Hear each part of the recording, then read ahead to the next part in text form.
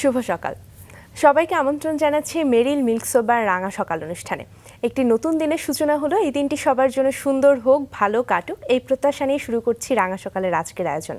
এবং আজকের আয়োজনে আপনাদের সাথে আছি আমি সুস্মিতা, এবং সেই সাথে রয়েছে আমি রুম্মান। দর্শক শুভ সকাল। সুস্মিতা, তোমাকেও শুভ সকাল। কেমন আছো? আমি তো খুব ভালো আছি। ঈদের পর তোমার সাথে প্রথম দেখা হলো। ঈদের ছুটিতে কি করেছো? আমার এবার ঈদের ছুটি খুব ভালো কেটেছে, ঘুরে বেরিয়েছি পাহাড়ে। পাহাড় কোথায়? মেঘালয়। ওয়াও, মেঘালয় কোথায় কোথায় গিয়েছো? মেঘালয় চেরাপুঞ্জিতে গিয়েছি, শিলংয়ে গিয়েছি, চমৎকার সময় কেটেছে। হ্যাঁ, বাহ। দুইটা রুট ব্রিজের একটাতে যাওয়া হয়েছে, আরেকটাতে প্রচুর ট্রেকিং করতে হয়, তো বৃষ্টির জন্য ওটা আর সম্ভব হয়নি। ও মানে ওখানে তো সবসময় বৃষ্টি। বৃষ্টি কেমন উপভোগ করেছো? বেশ ভালো উপভোগ করেছি, এবং বৃষ্টির সময় যাওয়ার যে সুবিধা সেটা হচ্ছে সব ঝর্ণাগুলোর একটা ভয়ঙ্কর সুন্দর রূপ দেখা যায়। ওখানে কি কি খেয়েছো? ওখানকার ট্রেডিশনাল কিছু খাবার খাওয়ার চেষ্টা করেছি। তাছাড়া ওখানে খুব ফেমাস হচ্ছে মোমো, এটা খাওয়া হয়েছে। আর তাছাড়া অন্যান্য চাউমিন বা এই ধরনের স্ট্রিট ফুড যেগুলো হয় ওখানে চেষ্টা করেছি। বাহ, খাবার দাবারের কথা বললাম কারণ আমি আজকে সকাল থেকে খাবার দাবারের মুডেই রয়েছি, কারণ আমাদের মাঝে আছেন একজন রন্ধনশিল্পী। তিনি আমাদের জন্য বিশেষ কিছু খাবার তার নিজের হাতের তৈরি করা খাবার নিয়ে এসেছেন, সেগুলো সম্পর্কে তো দর্শকদের জানাবোই, তবে তার আগে তার সম্পর্কে একটু জানিয়ে দিই। চলো দর্শক, আজ আমাদের মাঝে এসেছেন রন্ধনশিল্পী আলভি রহমান শোভন। চলুন শুরুতে তাকে স্বাগত জানাই। শুভ সকাল। শুভ সকাল। কেমন আছেন? অনেক ভালো আছি। অ্যাকচুয়ালি রাঙা সকাল নিয়ে আমার একটা নস্টালজিক একটা স্টোরি আছে। কিরকম? এটা হচ্ছে 2016 সালের কথা। তখন হচ্ছে শেয়ার রাঁধুনি 1422-এর কম্পিটিশনটা মাত্র শেষ হয়েছে, আর সেখানে উইনার হয়েছিলেন হচ্ছে সাবিনা সিরাজি। তো ওনাকে তখন হচ্ছে আপনারা হচ্ছে ইনভাইট করেছিলেন রাঙা সকালে। তো আমি ওই এপিসোডটা দেখছিলাম এবং আমার তখন মনে হচ্ছিল আমি যদি শেয়ার রাঁধুনির একটা অংশ হতে পারতাম তাহলে হয়তো আমি রাঙা সকালে হয়তো আমি এরকম একটা প্রোগ্রামে অ্যাটেন্ড করতে পারতাম। তো সেই যে ব্যাপারটা, সেই যে অনুভূতি, সেটা আজকে রাঙা সকালে আমার আসার মাধ্যমে পূরণটা হয়েছে। এটা অন্যরকম একটা সুন্দর অনুভূতি এবং আপনার স্বপ্নের কিছুটা সওয়ারি আমরা হতে পেরেছি, সেজন্য আমাদেরও খুব ভালো লাগছে যে আপনাকে আমরা এখানে আমন্ত্রণ জানাতে পেরেছি। আপনার জীবনের গল্পগুলো শুনবো, খুবই ইন্টারেস্টিং কিছু গল্প। তবে তার আগে আপনাকে আমি এবং সুস্মিতা একটা বড় করে অভিনন্দন জানাই। একদম অভিনন্দন নতুন জীবনের সূচনার জন্য। আমরা খবর পেয়েছি যে ঈদের ছুটিতে আপনি শুভকর্মটি সেরে ফেলেছেন, সে সম্পর্কে শুনবো, কিন্তু এখন আমরা একদম আপনার ছোটবেলার গল্প দিয়ে আজকের আড্ডা শুরু করতে চাই। একটু শুনি, ছোটবেলায় জন্ম বেড়ে ওঠা কোথায় ছিল? আমার বাবা হচ্ছে সরকারি ব্যাংক কর্মকর্তা ছিলেন, তো সেই সুবাদে আমার বাংলাদেশে অনেক জায়গাতেই থাকা হয়েছে। তো জন্মটা আমার হয়েছিল কুষ্টিয়াতে। এরপরে হচ্ছে বাবার চাকরির সুবাদে হচ্ছে ফরিদপুরে থাকা হয়েছে, খুলনা থাকা হয়েছে। তো এরকম দেখা গিয়েছে, তো মোটামুটি আমার হচ্ছে 7-8টার মতো স্কুল চেঞ্জ করা হয়েছে। তো আমি হচ্ছে ছোটবেলায় প্রচন্ড রকম দুষ্টু ছিলাম। তো আমার মা আমাকে কন্ট্রোল করতে পারতো না ঠিকমতো। দুষ্টু ছিলেন? আপনাকে দেখে মনে হচ্ছে না। একদমই। বড় হওয়ার পর ঠিক হয়ে গেছি। আচ্ছা, মানে দুষ্টুমির কোটা সব ছোটবেলাতেই সেরে এসেছে। সব ধরনের কোটা আমি পূর্ণ করেছি আমার দুষ্টুমি। আচ্ছা, কি কি দুষ্টুমি করতেন? হয়তো দেখা যেত যে আমি হচ্ছে মা হয়তো ছুটির দিন বাবা মা দুজনে ঘুমাচ্ছে, তো সকালবেলা আমার খুব তাড়াতাড়ি ঘুম ভেঙে যেত ছুটির দিনে। তো আমার বাসার ভিতর থাকতে ভালো লাগতো না। তো আমি চিন্তা করি আমি হচ্ছে কোথা থেকে মানে গেটের চাবিটা খুঁজে বের করে আমি হচ্ছে বাইরে চলে যেতাম। তো বাইরে গিয়ে যেটা করতাম, কোন কোন বাড়ির কাছে হচ্ছে ছোট ছোট গাছ আছে, ফুল আছে, ওগুলো আমি পেরে পেরে নিয়ে আসতাম। কিছু কিছু গাছ আছে যেগুলো ডাল লাগালে হয়ে যায়, সেগুলো মোটামুটি চুরি করতাম। চুরি করে করে নিজের বাসার যে উঠান সেখানে লাগাই দিতাম। আর মা মাঝে মাঝে চাবিটা লুকিয়ে রাখতো। তো আমি সবসময় খুঁজতাম যে কোথায় চাবিটা লুকিয়ে রেখেছে। তো মা বেশিক্ষণ লুকিয়ে রাখতে পারতো না চাবিটা, আমাকে বের হতেই হতো, এই একটা ব্যাপার। আর হচ্ছে ছোটবেলায় রান্না নিয়ে তো কাজ করেছে অনেক পরে, বাট ছোটবেলায় আগুন জিনিসটা আমার অনেক পছন্দের ছিল। আগুন জিনিসটা আমার অনেক পছন্দের ছিল। মানে হয়তো দেখা গিয়েছে যে আশেপাশে বাগান থেকে আমি শুকনো কাঠ পেয়েছি বা ডাল পেয়েছি, সেগুলো এক জায়গায় জড়ো করে আমি হচ্ছে আগুন জ্বালাতাম। আগুন যে জ্বলতো, ওই আগুনটা আমার দেখতে অনেক ভালো লাগতো। আগুন নিয়ে খেলতে খুব ভালো লাগতো। আগুন নিয়ে খেলতে খুব ভালো লাগতো। সুস্মিতা, এবার বুঝেছো যে মমতাজের সেই গানটা আগুনের গোলা? একদমই তাই, আজকে জলজান্ত তাকেই দেখতে পাচ্ছি মনে হচ্ছে। আচ্ছা, ছোটবেলায় বাবার কথা বলছিলেন, বাবার চাকরির সুবাদে আপনার 7টা স্কুল পরিবর্তন করতে হয়েছে। তো বাবা কি করতেন? বাবা হচ্ছে বাংলাদেশ কৃষি ব্যাংকে ছিলেন। আচ্ছা। তো হচ্ছে ক ভাই বোন আপনারা? আমরা 2 ভাই, আমি বড়। আচ্ছা। তো ছোটবেলায় বেশি দুষ্টু ছিলাম বলে যেটা হতো আমার মা আমাকে অনেক আগে আগে স্কুলে ভর্তি করে দিয়েছে। 3 বছর বয়স যখন আমার, তখন আমাকে স্কুলে ভর্তি করিয়ে দেয়। তো স্কুলে আমি ভর্তি হই একদম হচ্ছে ফার্স্ট টার্ম এক্সাম শুরু হবে ঠিক তার আগে আগে। তো সেদিনকে কথা আমার এখনো মনে আছে। স্কুলে আমি গিয়েছি, যাওয়ার পরে আমি জানতাম না যে স্কুলে অ্যাকচুয়ালি কি করতে হয়। তো স্কুলে স্যার এসেছেন, এসে আমি দেখলাম বোর্ডে হচ্ছে বড় করে একটা রি লেখা হয়েছে। তো উনি সবাইকে বললেন যে সবাই হচ্ছে এই রিটা লেখো, এভাবে করে লিখতে হয়, এটা লেখো। তো আমি অ্যাকচুয়ালি জানতাম না যে খাতাতে কিভাবে লিখতে হয়। তো অ্যাকচুয়ালিতে লিখতে হতো পৃষ্ঠা ভরে, যে খোপটা ছিল খোপের ভিতরে লিখতে হতো। আমি যেটা করেছিলাম, দেখেছি যে বোর্ডে বড় করে লেখা, আমি পুরো পৃষ্ঠা ভরে বড় করে একটা রি লিখেছিলাম। তো আমি তো জানতাম না যেহেতু, তো ওটা নিয়ে যখন আমি স্যারের কাছে গেলাম, কানমলা খেয়েছি। তো আমার স্কুল জীবনের প্রথম ক্লাসের যে অভিজ্ঞতা সেটা ভালো ছিল না, বাট তারপর আমার স্কুলে যেতে ভালো লাগতো, কারণ টিফিন পিরিয়ড যেটা ছিল সেটা খুব মজার ছিল। আচ্ছা, সেই স্কুল জীবনে আরো কিছু গল্প শুনতে চাই, তবে তার আগে অনুষ্ঠানের রীতি অনুযায়ী সুস্মিতা বোধহয় দর্শকদের কিছু জানাতে চায়, তাই না? একদমই তাই। আপনার সম্পর্কে কিছু তথ্য আমাদের কাছে আছে, সেগুলো দর্শকদের জানিয়ে আবার ফিরছি আপনার সঙ্গে গল্পে। দর্শক, আমাদের সঙ্গে আজকে রাঙা সকালে অতিথি হিসেবে আছেন রন্ধনশিল্পী আলভির রহমান শোভন। ছোটবেলা থেকেই তার রান্নার প্রতি আগ্রহ। রান্নার হাতেখড়ি হয় রন্ধনশিল্পী মায়ের কাছে। এরপরে ফুড ক্যাডেট থেকে কুকিং লেভেল 1 এবং 2, ITICA থেকে baking level 1, national skills development authority থেকে cooking level 3, Dhaka polytechnic institute থেকে food processing and preservation course সম্পন্ন করেন তিনি। বাংলাদেশ টেকনিক্যাল এডুকেশন বোর্ডের তিনি একজন ট্রেনার অ্যান্ড অ্যাসেসর। 4টি রেস্টুরেন্টে ফুড কনসালটেন্ট তিনি। Online food shop food tribe by আলভিয়ার স্বত্বাধিকারী তিনি। রান্না বিষয়ক রিয়ালিটি শো সেরা রাঁধুনি 1429 অংশগ্রহণ করে গ্র্যান্ড ফিনালেতে আলভির রহমান শোভন সেরা 5-এ স্থান করে নেন। দর্শক, আমরা শুনছিলাম আমাদের আজকের অতিথি সম্পর্কে, আবারও ফিরে যাচ্ছি তার সঙ্গে গল্পে। আপনার সম্পর্কে তথ্যগুলো জানানোর আগে শুনছিলাম আপনার স্কুল জীবনের গল্প। স্কুল জীবনের শুরুর দিনটা ভালো ছিল না, তারপরে স্কুল জীবনটা কেমন কাটলো সেই সম্পর্কে শুনি। ছোটবেলা থেকে আমার যেটা প্লাস পয়েন্ট ছিল, আমি হচ্ছে মানুষের সাথে সহজে মিশে যেতে পারতাম। তো এমন হয়েছে যে একটি স্কুল থেকে বাবা যখন ট্রান্সফার হয়ে যায়, অন্য জেলায় চলে গিয়েছি, তো নতুন স্কুলে গিয়ে আমার বন্ধু বানাতে খুব একটা সময় লাগেনি। আচ্ছা। আর হচ্ছে আরেকটা ব্যাপার আমার ভালো ছিল, সেটা হচ্ছে আমার পরিবার হচ্ছে সংস্কৃতি বনা ছিল। তো মোটামুটি ছোটবেলা থেকে আমাকে এই শিক্ষাটা দেওয়া হয়েছে যে শুধু পড়াশোনা না, পড়াশোনার পাশাপাশি তুমি অন্যান্য কালচারাল অ্যাক্টিভিটিস যেগুলো আছে সেগুলো করো। তো নাচ ছাড়া মোটামুটি আমার কালচারাল অ্যাক্টিভিটি সবকিছুই করা হয়েছে। আচ্ছা। যেমন গান আবৃত্তি সবকিছু করা হয়েছে। আর ছোটবেলায় হচ্ছে প্রাতিষ্ঠানিকভাবে গান এবং ছবি আঁকাটা শেখা হয়েছে।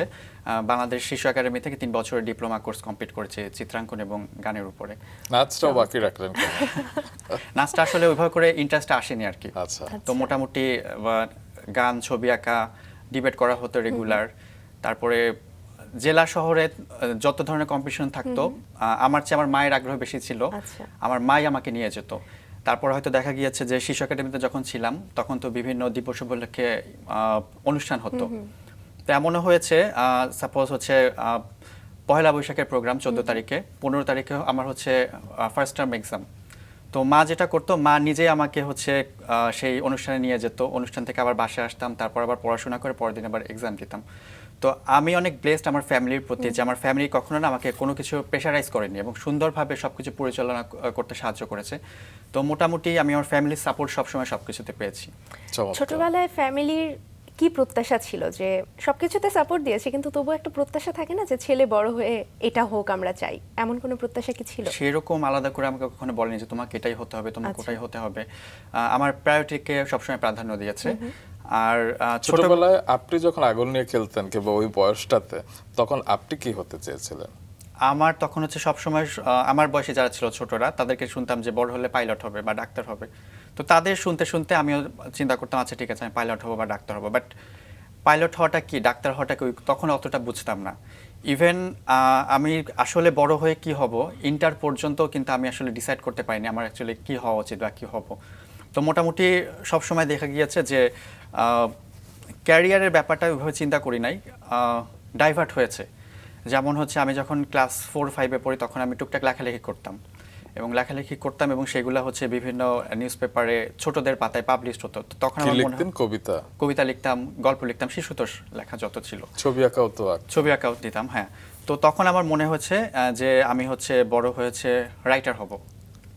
তারপর যখন আরেকটু বড় হলাম, যখন আমি 9-10-এ পড়ি, তখন হচ্ছে আমি একটা কম্পিটিশন অ্যাটেন্ড করেছিলাম। কম্পিটিশন ছিল, এটা একটা চলচ্চিত্র উৎসব ছিল, international children festival, film festival. তো ওখানে হচ্ছে আমি এত কিছু জানতাম না, ক্যামেরার ব্যাপারে এত কিছু জানতাম না, আইডিয়া ছিল না। তো ওখানে আমি দেখলাম যে অনূর্ধ্ব 18 বছর বয়সীদের জন্য হচ্ছে চলচ্চিত্র পাঠাতে বলা হয়েছে, সিলেক্টেড চলচ্চিত্রগুলা প্রদর্শিত হবে। তো এটা অর্গানাইজ করেছিল হচ্ছে বাংলাদেশ চিলড্রেন সোসাইটি এবং ইউনিসেফ। তো আমার কাছে তখন হচ্ছে একটা সাইবার শট ছিল, ছোট একটা সাইবার শট ছিল, সেটা দিয়ে আমি হচ্ছে নানু বাড়ি গিয়েছিলাম তখন। তো তখন আমি হচ্ছে আমার ভাইকে দিয়ে আমাকে হচ্ছে গ্রামীণ লাইফটা কেমন হয় সেটা একটু ক্যাপচার করেছি। দেন ওটা করার পরে তারপর হচ্ছে বাসায় আসলাম। আসার পরে হচ্ছে আমার ফ্রেন্ডের একটা ছোট বোন ছিল, ওকে দিয়ে হচ্ছে শহরের লাইফটা কেমন হয় একটা বাচ্চার সেটা ক্যাপচার করলাম। দেন ওইটা একসাথে কম্বাইন করে এডিট করে ওটার নাম দিলাম village child versus town child, এই নামে একটা শর্ট ফিল্ম বানালাম। দেন ওটা পাঠিয়েও দিলাম। পাঠিয়ে দেওয়ার পরে ওটা ফরচুনেটলি এটা সিলেক্টেড হয়ে গেল। সিলেক্টেড হওয়ার পরে তারপর ওইটা প্রদর্শিত হলো, সবাই অনেক অ্যাপ্রিসিয়েট করেছে। এটার পরের বছরে হচ্ছে আমি হচ্ছে ইফটিজিং নিয়ে একটা শর্ট ফিল্ম বানাই, সেম ফেস্টিভ্যালে যাই ওইটা। তো এটার পরে আমার মনে হচ্ছে আমি হচ্ছে ফিল্ম মেকার হব। হ্যাঁ, তো মোটামুটি চিন্তাই করে নিলাম যে আচ্ছা ঠিক আছে, তাহলে ইন্টারের পর আমি তাহলে জার্নালিজম নিয়ে পড়বো। তো জার্নালিজম নিয়ে যখন পড়ার কথা বাসায় বললাম, তখন বাসায় বললো আচ্ছা ঠিক আছে, জার্নালিজম নিয়ে তোমার পড়ার দরকার নাই, ফিল্ম মেকিংটা যেহেতু তোমার হচ্ছে একটা শখের জায়গা, তুমি ফিল্ম মেকিং করো, তুমি ছোট ছোট কোর্স করো, এটা করার পর তুমি ফিল্ম মেকিংটা করো, বাট জার্নালিজম নিয়ে পড়তে হবে না তোমার। তো আমি হচ্ছে ক্লাস 9-এ হচ্ছে বিজনেস স্টাডিজ ইয়াতে ছিলাম, কমার্স স্টুডেন্ট ছিলাম। তো বাসায় বললো যে তুমি বিবিএ করো। আচ্ছা, জার্নালিজম পড়তে নিষেধ করেছিলেন কেন? অ্যাকচুয়ালি হয়তো বাসায় হয়তো সেরকম আইডিয়া ছিল না জার্নালিজম নিয়ে, বা ক্যারিয়ারের ব্যাপারটা কীরকম কী হবে সেরকম হয়তো আইডিয়া ছিল না বাবা মায়ের, সেই জন্য হয়তো বলেছিলেন। তো ওই জন্য জার্নালিজম নিয়ে পড়া হয় নাই। বাট পরবর্তীতে যখন ভার্সিটিতে অ্যাডমিট হলাম, এআইইউবি থেকে আমি বিবিএ করেছি, এমবিএ করেছি। তো বিবিএ যখন করি তখন আমি হচ্ছে চিলড্রেন ফিল্ম সোসাইটি থেকে ছোট ছোট কোর্স থাকতো, সেই কোর্সগুলোতে অ্যাটেন্ড করতাম। বিবিএ এর জন্যই তো আপনি ঢাকায় এসেছি। তখন হচ্ছে ঢাকায় চলে এসেছি ফ্যামিলি ছেড়ে। তো খুবই মন খারাপ থাকতো, আর সবচেয়ে বেশি মিস করতাম হচ্ছে আম্মুর রান্নাটা। আচ্ছা। তো তখন যেটা হয়েছে, আম্মুকে কাছে ফোন দিতাম, ফোন দিয়ে বিভিন্ন রেসিপি নিতাম। তো নিজে তার আগে কি কখনো রান্না করা হয়েছিল? তার আগে হ্যাঁ, বাসায় আমি রেগুলার ট্রাই করতাম রান্না। আমার রান্নাটা প্রথম শুরু হয় কিন্তু ক্লাস 4-এ থাকতে। তাই? কিভাবে? ক্লাস 4-এ থাকতে হচ্ছে তখন হচ্ছে আম্মু বাসায় থাকতো না, বাসায় ছিল না আর কি, বাইরে গিয়েছিল। তো হচ্ছে চুলার অ্যাক্সেসটা পেয়ে গিয়েছে আমি। তো আমি জানতাম তো চুলা কিভাবে জ্বালাতে হয় বা বন্ধ করতে হয়। তো আমি হচ্ছে যখন রান্নাটা শুরু করি তার ঠিক 1 সপ্তাহ আগে টিভি শোতে দেখেছিলাম যে একটা অ্যারাবিয়ান একটা ডেজার্ট ছিল, মাহালাভিয়া। আচ্ছা। তো মাহালাভিয়া বানানোর সব ইনগ্রেডিয়েন্টস বাসায় ছিল। চিন্তা করলাম যে এটা তাহলে বানাই, যেহেতু বাসায় কেউ নাই আর আম্মু যেহেতু চুলার কাছে যেতে দেয় না আমাকে। তো মাহালাভিয়া বানানোর সব কিছুই করলাম আমি। তো মাহালাভিয়াতে বেসিক একটা ইনগ্রেডিয়েন্ট হচ্ছে কর্নফ্লাওয়ার। তো কর্নফ্লাওয়ারটা যে দুধে গুলিয়ে দিতে হয়, ঠান্ডা দুধে গুলিয়ে দিতে, এটা আমি জানতাম না। তো আমি ডিরেক্ট কর্নফ্লাওয়ার পাউডারটা আমি দুধে দিয়ে দিয়েছি, বলকোঠা দুধে। ওটা পুরো জমাট বেঁধে গেছে, ওটা আর হয়নি। তো ফেল ছিল পুরা ইয়াটা। তো বাসায় এসেছে আম্মু, আসার পরে আমার কোনো দুর্ঘটনা তো ঘটেনি না? মানে আগুন যেটা আপনি খেলতে ভালোবাসেন? ছোটবেলা থেকে আগুনে খেলতে ভালোবাসি বলেই আগুনটা নিজের কন্ট্রোলে ছিল আর কি। এজন্য আর দুর্ঘটনার কোনো প্রশ্ন আসে না। এক্স্যাক্টলি। তো উত্তম মধ্যম হয়েছে। তো এরপরে আম্মু কিভাবে জানি, ওই যে আম্মুর রান্না করতাম, আম্মুর পাশে পাশে থাকতাম, আম্মুকে একটু হেল্প করতাম। তো ওইভাবে আস্তে আস্তে আমার রান্নার প্রতি ভালোবাসাটা এসেছে। আর স্কুলে থাকতে বা ইন্টারে থাকতে মোটামুটি সময় পেলে আমি রান্না করতাম, নিজের মতন করে রান্না করতাম। বেশি করা হতো এক্সপেরিমেন্টটা বেশি করা হতো। আচ্ছা। ফিউশনটা করতাম বেশি আর কি, যে আচ্ছা এটার সাথে এটা কম্বিনেশন করে দেখি রান্নাটা কেমন হয়, খেতে আচ্ছা, কেমন এই হয়। ক্ষেত্রে আপনার অনুপ্রেরণা কি? মানে নিশ্চয়ই কোনো অনুষ্ঠান দেখে কিংবা বাড়ির কাউকে দেখে আপনি? ছোটবেলা থেকে আমি হচ্ছে রান্নার প্রোগ্রামগুলো খুব দেখতাম, এবং হচ্ছে একটা ডায়েরি মেনটেন করতাম আমি। তো ডায়েরিতে আমি রেসিপিগুলো লিখে রাখতাম, মেজারমেন্ট সহ। তো ওইগুলো দেখে দেখে ট্রাই করতাম নতুন রান্না। তারপরে হচ্ছে বিভিন্ন পেপার পত্রিকায় ম্যাগাজিনে যে রেসিপিগুলো পাবলিশ হতো ওইগুলো আমি নিজের কালেকশনে রাখতাম। তো ভিন্ন টাইপের রান্না আমার সবসময় ভালো লাগতো। আচ্ছা। তো ওইভাবে করে রান্নার প্রতি ভালোবাসাটা এসেছে, বাট রেগুলার করতাম না, সময় পেলে করতাম এরকম আর কি। বাট রেগুলার রান্নার কথা যদি বলি, এটা আমার শুরু হয়েছে যখন হচ্ছে আমি ভার্সিটি লাইফে প্রবেশ করি, ঢাকায় চলে আসি, ফ্যামিলি ছাড়া ছিলাম। তো তখন হচ্ছে প্রথম দিকে আমি হচ্ছে বাসায় একজন বুয়া রাখা ছিল, তো বুয়ার রান্নাটা আমি একদম খেতে পারতাম না। আচ্ছা। তো তো বুয়াকে বাদ দিয়ে আমি তখন নিজের রান্না নিজে করতাম আর কি। আম্মুকে ফোন দিতাম যে এটার আমি রান্না করতেছি, কিভাবে রান্না করবো এভাবে শুনতাম, তারপর ইউটিউবে ভিডিও দেখে নিজে নিজে করতাম আর কি। তো এইভাবে করে রান্নাটা শুরু হয়েছে আমার। আর হচ্ছে আমি যখন হচ্ছে এমবিএ শুরু করি, এমবিএর ক্লাসটা হতো আমার সন্ধ্যাবেলা, তো আমার দিনের বেলা কোনো কিছুই তেমন করার থাকতো না। আর বিবিএতে যাই পড়েছি সেই জিনিস আমার এমবিএতে পড়া, তো আলাদা করে পড়াশোনার জন্য যে খুব বেশি টাইম দিতে হতো তাও কিন্তু না। তো আমি চিন্তা করলাম যে স্কিলটা আমি ডেভেলপ করতে পারি কিনা রান্নার ব্যাপারে। তো তখন আমি হচ্ছে দিনের বেলা করা যায় শর্ট টাইমের যে কোর্সগুলা, সেই কোর্সগুলো আমি কমপ্লিট করলাম। তো এই কোর্সগুলো করতে গিয়ে আমার হচ্ছে রান্নার জগতে অনেক মানুষের সাথে পরিচয় হয়। ইভেন হচ্ছে টিভি মিডিয়ার বা হচ্ছে পেপারের যে এডিটর তাদের সাথে পরিচয় হয়। ওটার পরে হচ্ছে আমি টুকটাক কাজের অফার পাওয়া শুরু করি, আর রেসিপি কন্ট্রিবিউটর হিসেবে নিউজ পেপারে, টিভি শো টুকটাক পাই। তো এইভাবে করে চলছিল। তো এর মধ্যে হচ্ছে আমার যখন কোর্সগুলো সম্পর্কে একটু বিস্তারিত শুনি, কি কি কোর্স করলেন এবং আচ্ছা। সেগুলো কোথায় ছিল? আচ্ছা, আমি হচ্ছে ফার্স্টে হচ্ছে কুকিং লেভেল 1 এবং লেভেল 2 করেছি ফুড ক্যাডেটস থেকে। আচ্ছা। আর হচ্ছে কুকিং লেভেল 3 করেছি আমি হচ্ছে ন্যাশনাল স্কিল ডেভেলপমেন্ট অথরিটির আন্ডারে। আর বেকিং 1 করেছে হচ্ছে আইটিআইসি এর আন্ডারে। আর হচ্ছে ফুড প্রিজার্ভেশন অ্যান্ড প্রসেসিং এই কোর্সটা করেছি হচ্ছে পলিটেকনিক্যাল ইনস্টিটিউটের আন্ডারে। আচ্ছা। আচ্ছা, আপনার কেন মনে হলো যে কোর্স করা প্রয়োজন? আসলে হুট করেই ডিসিশনটা নিয়েছি, রান্না করতে ভালো ভালো লাগে।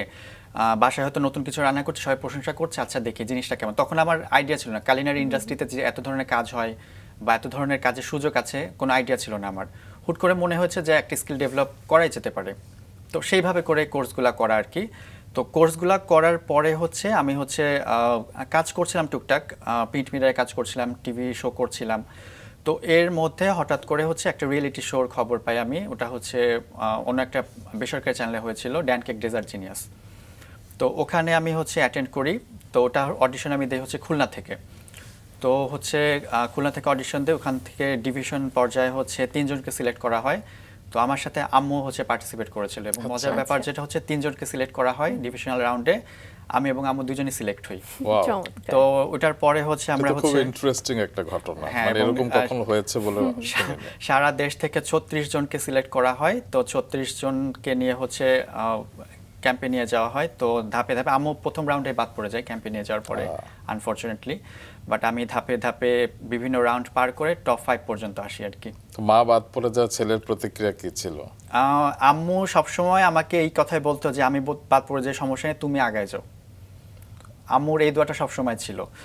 তো ওই কম্পিটিশনে টপ 5-এ আসার পরে হচ্ছে আমি হচ্ছে এমবিও আমার শেষের পর্যায়ে প্রায়, ওই সময় আমি হচ্ছে কাজের অফার পাই বেঙ্গল বইতে কন্টিনেন্টাল শেফ হিসেবে। তো চিন্তা করলাম কম্পিটিশন থেকে আসছি, রান্নার একটা ব্যাপারের আছে, তো আচ্ছা দেখি এক্সপিরিয়েন্সটা কেমন হয়। তো ওখানে আমি প্রায় 1 বছরের মতন জব করি। জব করার পরে এদিকে আমার এমবিও শেষ হয়ে যায়, পরে আমি একদম কর্পোরেট লেভেলে চলে যাই। আমার প্রথম জবটা শুরু হয় হচ্ছে দ্য পেজেস নামে একটা ইংলিশ ম্যাগাজিনে, ওখানে আমি ব্র্যান্ড এক্সিকিউটিভ হিসেবে কাজ শুরু করি আর কি। এরপরে হচ্ছে ব্র্যাক ইউনিভার্সিটিতে ছিলাম অফিসার হিসেবে ইন্টারন্যাশনাল অ্যান্ড স্কলারশিপ ডিপার্টমেন্টে। আর বর্তমানে আমি কর্মরত আছি এআইইউবিতে faculty of arts and social সায়েন্সের ডিনস অফিসে। তো আপনি যেখানে পড়েছেন সেখানে এখন সেখানে কাজ এখন করছেন? আছি, জি। তো ওই কম্পিটিশনের পরে এই কাজের পরিধি বেড়েছিল আমার, প্রিন্ট মিডিয়াতেও কাজ চলছিল আমার, তারপরে হচ্ছে টিভি শো করছিলাম। তো এর মধ্যে আমি যখন হচ্ছে ইয়াটা পাই, শেরাধুনির দেখি, অ্যাড দেখি যে 1422 আমার মিস হয়ে গেছে, তখন আমি প্রথম জানতে পারি যে শেরাধুনি নামে একটা কম্পিটিশন হয়। তো 1424-এ অ্যানাউন্সমেন্টটা যখন হলো, তখন হচ্ছে আমি হচ্ছে রেজিস্ট্রেশন করে রেসিপি পাঠাই, আম্মু রেসিপি পাঠাই। তো তখন হচ্ছে খুলনা থেকে অ্যাটেন্ড করি আর কি। তো খুলনা থেকে অ্যাটেন্ড করার পরে ওখানে হচ্ছে অডিশন দেই। অডিশনের পরে আমাদের হচ্ছে শর্ট লিস্টেড করে ওয়েটিং কার্ড দেওয়া হয়, 8 জনকে দেওয়া হয় ওয়েটিং কার্ড। তো ওখানে ওয়েটিং কার্ড আমিও পাই, আম্মুও পাই। তো আম্মু বারবার বলছিল আজকে যেন অ্যাপ্রনটা তুমি পাও, আমার পেতে হবে না, তুমি যেন পাও। তো আনফরচুনেটলি অ্যাপ্রন আমিও পাইনি, আম্মুও পাইনি, মন খারাপ হয়ে গিয়েছে। তো আম্মু পরে বলেছে আচ্ছা ঠিক আছে, সমস্যা নাই, পরের সিজনে দেখা যাক। কি নিয়ে গিয়েছিলেন মনে আছে? হ্যাঁ মনে আছে, আমি হচ্ছে একটা ফিউশন ডিশ নিয়ে গিয়েছিলাম। ওখানে ছিল হচ্ছে চেট্টিনাট ছানার মুঠি। চেট্টিনাট হচ্ছে ইন্ডিয়ান একটা কারি সস, তো ওইটা আমি হচ্ছে দেশি টুইস্ট এনে ওইটা আমি করেছিলাম। আর হচ্ছে ডুমুরের একটা লাড্ডু করেছিলাম। ডুমুর তো নর্মালি আমরা কারি হিসেবে খাই, ওটাকে আমি ডেজার্টে কনভার্ট করেছিলাম। তো এটা হচ্ছে পছন্দ করেছেন, বাট টুকটাক একটু ভুল ছিল, আর আমাকে তখন জাজরা বললেন যে আরেকটু শিখে আসো। আর হচ্ছে তখন জাজ ছিলেন হচ্ছে সুব্রত মৈত্রী ছিলেন, তো উনি বলেছেন যে তুমি ফিউশন ফুড তো ভালো পারো, বাট তোমার হচ্ছে দেশীয় খাবার নিয়ে আর একটু জ্ঞান আহরণ করা উচিত, আর একটু জানা উচিত তোমার। তো ঠিক আছে, তো ওইটার পরে হচ্ছে আমি হচ্ছে 1427-এও হচ্ছে অডিশন দেই, এবং ওটা দিয়ে আমি ঢাকা থেকে। তো সেই সময় আমার ডিশ সিলেকশনটা একটু ভুল ছিল, আমি শুধু একটা ডেজার্ট নিয়ে গিয়েছিলাম, আমার নিজের একটা ফিউশন ডেজার্ট ছিল, এটা কমলিকা লাড্ডু নাম ছিল আর কি। তো অরেঞ্জ জেস্ট দিয়ে ওটা বানিয়েছিলাম, কমলার একটা ফ্লেভার ছিল, ওটা পছন্দ করেছিলেন। তো ওই সময় না আমি হচ্ছে কালিনারি নিয়ে ঘাটাঘাটি শুরু করেছিলাম, আর ওই সময়টা আমি ট্রাইবাল ফুড নিয়ে কাজ করতাম আর কি। তো ট্রাইবাল ফুড নিয়ে কাজ করার কথা আমি হচ্ছে অডিশনে বলেছিলাম, তো তখন হচ্ছে শেফ সুব্রত মৈত্র বললেন যে ট্রাইবাল ফুড নিয়ে তো কাজ করো, ট্রাইবাল ফুড নিয়ে তোমার তো আইডিয়া আছে, ট্রাইবাল ফুড কেন আনলে না? তো এটা আমার মাথায় খুব হিট করেছে যে আসলে আমি ট্রাইবাল ফুডটা কেন আনলাম না। তো ওইবারও আমি হচ্ছে ওয়েটিং কার্ড পেয়েছিলাম, সারাদিন থাকার পরে সন্ধ্যাবেলা আর অ্যাপ্রন পাইনি, বাসায় চলে গিয়েছি। তো এরপরে আমার কাছে মনে হয়েছে আচ্ছা ঠিক আছে, 1429 আমার যে করে হোক একটা আমার অ্যাপ্রনটা নিতে হবে। তখন চিন্তা করিনি যে ওই শেফ কোটটা আমি গায়ে জড়াবো, ওটাও চিন্তা করিনি, আমার অ্যাটলিস্ট অ্যাপ্রনটা আমার পেতেই হবে। তো 1429 আসারও প্রায় 1 বছর আগে নিজেকে নিজের গ্রুমিং করেছি যে আমার এই কুইজিনটা আমি কম পারি, এই কুইজিনটা আমার শিখতে হবে, জানতে হবে, নিজের মতন করে আমি শিখেছি, নিজের মতন করে করেছি। আর ওই সময় আমি ব্র্যাক ইউনিভার্সিটিতে জব করতাম, ইন্টারন্যাশনাল অ্যান্ড স্কলারশিপ ডিপার্টমেন্টে ছিলাম। তো ওই সময় আমার একটা প্লাস পয়েন্ট ছিল, আমার যেহেতু ইন্টারন্যাশনাল স্টুডেন্টদের নিয়ে ডিল করতে হতো, তো আমার যে ব্র্যাকের যে স্টুডেন্টরা ছিল, ইন্টারন্যাশনাল স্টুডেন্টরা ছিল, ওদের কাছ থেকে আমি অনেক খাবারের ব্যাপারে আইডিয়া পেতাম। ইভেন ওরাও মাঝে মাঝে আমাকে বানিয়ে খাওয়াতো, ওরা আমাকে সাথে রেসিপি শেয়ার করতো। তো এমনও অনেক হয়েছে আফ্রিকান কুইজিনের ব্যাপারে আমার অনেক আইডিয়া হয়েছে, যেটা আমি জানতামই না টোটালি, যে আফ্রিকান কুইজিনের যে এত ধরনের ডাইভার্সিটি আছে জানতাম না। তারপরে হচ্ছে নেপালে অনেক স্টুডেন্ট ছিল, তো নেপালি স্টুডেন্টদের, বাংলাদেশে আমরা মোমো খাই, বাট এটা কাইন্ড অফ ফিউশন হয়, বাট ওদের কাছ থেকে আমি অথেন্টিক মোমোটা প্রথম জানতে পারি। তারপরে ওদের যে বিভিন্ন ধরনের চাটনি আছে মোমোর সাথে, তো আমাদের বাংলাদেশে দেখা যায় যে আমরা হচ্ছে মিন্ট চাটনি দেই, টমেটো চাটনি দেই, বাট ওরা হচ্ছে সিসিমি সিডস দিয়ে একটা চাটনি করে, বাদাম দিয়ে একটা চাটনি করে, সেটা দিয়ে কিন্তু ওরা সার্ভ করে, এটা জানতাম না। তো মোটামুটি অনেক ধরনের আইডিয়া আমি গ্র্যাব করেছি। আর হচ্ছে ট্রাইবাল ফুডের ব্যাপারে তো আইডিয়া আমার হয়েছে এই সময়। আর আমি হচ্ছে ট্রাভেল করতে অনেক পছন্দ করি, তো দেখা গিয়েছে যে পার্বত্য অঞ্চলে গিয়েছি, ওখানকার অথেন্টিক খাবারটা আমি ট্রাই করেছি, সেখান থেকে আমি ওদের কাছ থেকে রেসিপিটা জেনে নিয়েছি। তো এইভাবে করে আমার ট্রাইবাল ফুডের ব্যাপারে আমার আইডিয়াটা হয়েছে এবং ইন্টারেস্টটা জেগেছে, আচ্ছা এদের খাবার নিয়ে তো কাজ করা যায়, এদের খাবার নিয়ে তো প্রমোট করা যায়। তো 1429-এর সময়টা যখন আসলো, তখন আমি অ্যানাউন্সমেন্টের প্রায় 6 মাস আগে থেকে আমি বেসিক ইনগ্রেডিয়েন্টসগুলো গোছানো শুরু করেছি, প্রিজার্ভ করা শুরু করেছি, কারণ ট্রাইবাল ফুডের কিছু কিছু ইনগ্রেডিয়েন্টস আছে সবসময় কিন্তু পাওয়া যায় না, যেমন বাঁশকরল, এটা বর্ষাকালে পাওয়া যায়। আর অডিশনটা হয় কিন্তু আমাদের রাঁধুনির হচ্ছে নভেম্বর ডিসেম্বরের দিকে, তখন তো একটু ঝামেলা হয়ে যায়। তো আমি আগে থেকেই হচ্ছে বাঁশকরলটা প্রিজার্ভ করে রেখেছিলাম। তারপরে হচ্ছে ওদের কিছু হার্বস আছে, সেই হার্বসগুলো সবসময় পাওয়া যায় না, হার্বসগুলো আমি প্রিজার্ভ করে রেখেছিলাম। এরপরে যখন অডিশনের অ্যানাউন্সমেন্টটা দিল, আমি হচ্ছে রেসিপিটা পাঠিয়েছি, তারপর আমাকে অডিশনের জন্য কল করা হলো। তো সেই সময় আমি 5টা আদিবাসী গোষ্ঠীর 5 ধরনের খাবার নিয়ে গিয়েছিলাম আর কি। তো এটা খাওয়ার পর ওনারা অনেক পছন্দ করলেন। তারপরে দিন শেষে সর্বোচ্চ নাম্বার আমি পেয়েছিলাম ওই রাউন্ডে। তো সেখানে বোধহয় 3 জন বিচারক ছিলেন, 3 জন বিচারক, সুব্রত মৈত্র, রাহিমা সুলতানা রিতা এবং নাইম আশরাফ। হ্যাঁ। তো ওনারা আমার চিন্তাধারাকে অনেক অ্যাপ্রিশিয়েট করেছিলেন। আর একটা কথা আমি ওনাদের বলেছিলাম যে আমি ফুড নিয়ে রিসার্চ করতে চাই, বাংলাদেশে কিন্তু ফুড নিয়ে রিসার্চ করার জায়গাটা অনেক কম, তো আমার কাছে মনে হচ্ছে যে ফুড নিয়ে রিসার্চ করা যেতে পারে, ওনারা এই ব্যাপারটাকে অনেক অ্যাপ্রিশিয়েট করেছিলেন। তো দিন শেষে অ্যাপ্রনটা পেয়েছিলাম, অন্যরকম একটা অনুভূতি ছিল। মা অনেক খুশি হয়েছেন, বাসায় যাওয়ার পরে মাকে আমি একবার সারপ্রাইজ দিয়েছিলাম। তো আমি যখন মা দরজা খুললেন, মুখ আমি ইচ্ছা করে গোমরা করেছিলাম, তা আম্মু বলছে কি হয় নাই না, আচ্ছা থাক, মন খারাপ করার কিছু নাই, আবার ট্রাই করে, তাতে কি হয়েছে, কম্পিটিশনই তো একটা। তো ব্যাগটা খুলে জাস্ট অ্যাপ্রনটা বের করেছি, আম্মু জাস্ট আমাকে জড়ায় ধরছে, মানে ওইটার অনুভূতিটা মানে ব্যক্ত করার মতো না, এত সুন্দর একটা অনুভূতি ছিল। তো এটার পরে হচ্ছে তো আসলে গল্পগুলো খুব ইন্সপায়ারিং, তাই না? একদমই তাই। মানে এই যে আমরা ছোটবেলায় পড়েছি একবার না পারিলে দেখো শতবার, তো আপনি কখনোই আসলে দমে যাননি, আপনি আপনার শেষ দেখে ছাড়তে চেয়েছেন এবং সেটি আপনি সফলও হয়েছেন। শুধু অ্যাপ্রনই পাননি, আপনি ধাপে ধাপে ধাপে শেষ পর্যন্ত গ্র্যান্ড ফিনালেতে পৌঁছে গেছেন। এই মুহূর্তে আমাদের সামনে আছে মিষ্টি, রুমান খুব খুশি হয়ে গেছে মিষ্টি দেখে। কেন তুমি খুশি হওনি? না, আমিও খুশি হয়েছি, মিষ্টি দেখলে তো ভালোই লাগে এবং এত সুন্দরভাবে সাজানো মিষ্টি। এটা কি বিয়ের মিষ্টি? বিয়ের মিষ্টি এবং আমার নিজের হাতে বানানো মিষ্টি। ওয়াও, এটা বালুশাহী। বালুশাহী। বা এবং আপনার উপরে- পছন্দ বালুশাহী? বালুশাহী আমার পছন্দ এবং আমার ওয়াইফের অনেক পছন্দ, এটা কি সেই মিষ্টি? কারণে কি ওয়াইফের পছন্দ বলে স্পেশালি আজকে এটা করা। এই জন্যই। বা এবং উপরে আমরা সবুজ জিনিসগুলো দেখতে পাচ্ছি, খুব সুন্দর লাগছে, একটু জানতে চাই এগুলো কি? আচ্ছা, এটা হচ্ছে ফ্রুটি সাজানো। টুটি। এটা হচ্ছে নরমালি হচ্ছে পেঁপে দিয়ে বানায়, আচ্ছা। বাট আমি এটা বানিয়েছি হচ্ছে তরমুজের খোসা দিয়ে। আচ্ছা, তাই? এটা বানানোর পদ্ধতিটা একটু শুনি। আচ্ছা, কিভাবে প্রথমে বানায়? হচ্ছে তরমুজের খোসার যে শক্ত পোর্শনটা আছে ওটা হচ্ছে প্রথমে পিল করে নিতে হয়, দেন এটা হচ্ছে কিউব করে কেটে প্রথমে হচ্ছে পানিতে সিদ্ধ করে নিতে হয়। তো পানিতে সিদ্ধ করে নেওয়ার পরে আর একটা পাত্রে আমরা হচ্ছে পানি নিয়ে সেটাতে সুগার দিব।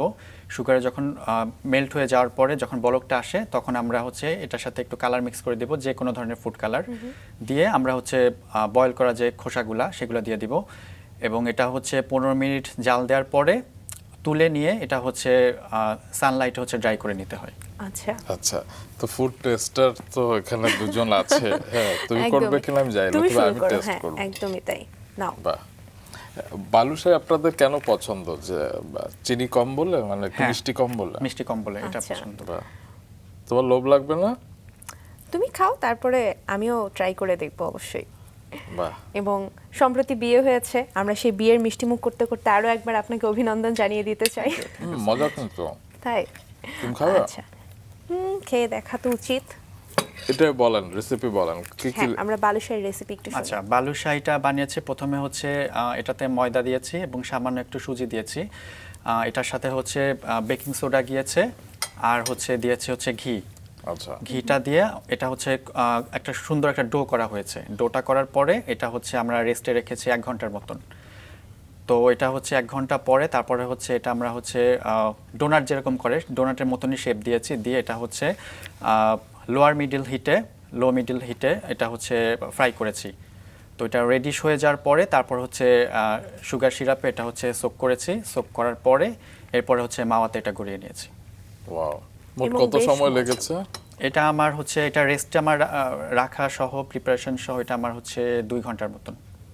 বাহ, তার মানে 2 ঘন্টা এত মজাদার বালুশাহী করা আর যায়। বালুশাহীর সবচেয়ে স্পেশালিটি হচ্ছে এটা হচ্ছে ফ্রিজে রাখারও দরকার নেই, আপনি খোলা অবস্থায় জাস্ট এয়ার টাইট যে কোনো বক্সে আপনি হচ্ছে 7 দিনের মতন রাখতে পারবেন, নষ্ট হওয়ার কোনো পসিবিলিটিস নাই। এই যে আপনি আমাদের কাছে নিয়ে এসেছেন, আপনি এটি কবে করেছেন? আজকে সকালে না কালকে? না, এটা আমি আমার হচ্ছে অফিস ছিল, অফিস থেকে এসে তারপর আমি এটা করেছি। আর এটা ফ্রিজে রাখারও দরকার হয়নি, খোলা অবস্থায় রেখেছি। তো টেস্ট তো মনে হয় ঠিকঠাকই আছে। একদম পারফেক্ট। মানে আমি অনেক জায়গায় বালুশাহী খেয়েছি, বাট এটা মনে হচ্ছিল যে আপনি একটু আগে একদম বানিয়েছেন। ফ্রেশ যে ব্যাপারটা মিষ্টি সেটা টের পাওয়া যাচ্ছে। একদম। স্ত্রী কি রান্না বান্না করে? স্ত্রী রান্না বান্না করে, বাট তারপরেও হচ্ছে আমার নিজের রান্নার ভক্ত সে। তার রান্না কোন ডিশটি আপনার পছন্দ? ও হচ্ছে মাংসের আইটেমগুলো অনেক ভালো করতে পারে। ও হচ্ছে আচ্ছা। নিজের স্টাইলে হচ্ছে একটা কষা মাংস করে। কষা মাংস করে, ওইটা আমার অনেক পছন্দ। আর ও হচ্ছে এখন তো মেডিকেল স্টুডেন্ট, ও হচ্ছে বরিশালের শেরেবাংলা মেডিকেল কলেজে পড়ছে, 3rd ইয়ার চলছে। তো ওর হল লাইফে হচ্ছে ওর হচ্ছে নুডলসের উপর চলে সবকিছু। খিদা লাগলেও নুডলস রান্না করে। তো ও হচ্ছে বলতে গেলে নুডলস এক্সপার্ট। নুডলসের এত ধরনের রেসিপি জানে, আমি মনে হয় না আমি এত কিছু জানি। তো ওর হাতে নুডলসের আইটেমগুলো আমার অনেক পছন্দ। বাহ, চমৎকার। তো চমৎকার। তিনি বরিশালে থাকেন, বরিশালে থাকেন। আর আপনি এখন ঢাকায় ঢাকায় থাকেন। আছি। তো এই যে লং ডিস্টেন্সই তো বলবো কাইন্ড অফ আসলে। Long distance. তো কিভাবে, মানে নতুন বিয়ে তারপর এত দূরত্ব কিভাবে সামলে নেন? ওর যখন ছুটি থাকে, ওর যখন যেমন হচ্ছে প্রফ এক্সামটার পরে ওর হচ্ছে 1-1.5 মাসের ছুটি থাকে, তখন আসে।